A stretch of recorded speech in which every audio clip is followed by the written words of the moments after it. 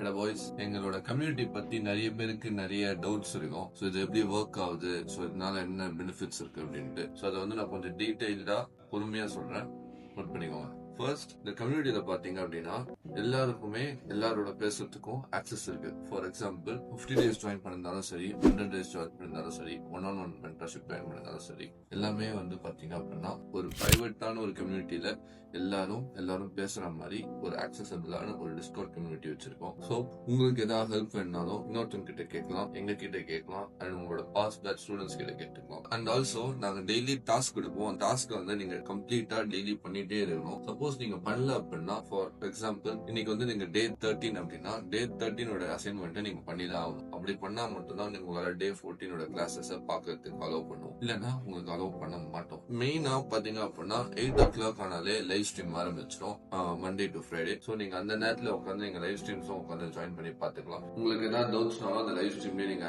கிளியரும் பண்ணிக்கலாம். உங்களோட மென்டார்ஸ் இருப்பாங்க, உங்களோட பாஸ் பேட்ச் ஸ்டூடெண்ட்ஸ் இருப்பாங்க, கரண்ட் பேட்ச் ஸ்டூடெண்ட்ஸ் இருப்பாங்க. அது இல்லாம கொஞ்சம் எக்ஸ்பீரியன்ஸ்டு ட்ரேடர்ஸ்மே இருப்பாங்க. ஸோ அவங்களோட ஐடியாஸ் எப்படி இருக்கு, அவங்க எப்படி ட்ரேட் பண்றாங்க, எல்லாமே உங்களுக்கு ஆக்சசபிளா இருக்கும். இதுக்கு மீறி எனக்கு தெரிஞ்சு பர்சனலா வேற எந்த டவுட்ஸும் வராதுன்னு நினைக்கிறேன். வேற ஏதாவது இருந்ததுன்னா கமெண்ட் பண்ணுங்க, அதையும் நான் கிளியர் பண்றேன். பாய்ஸ்.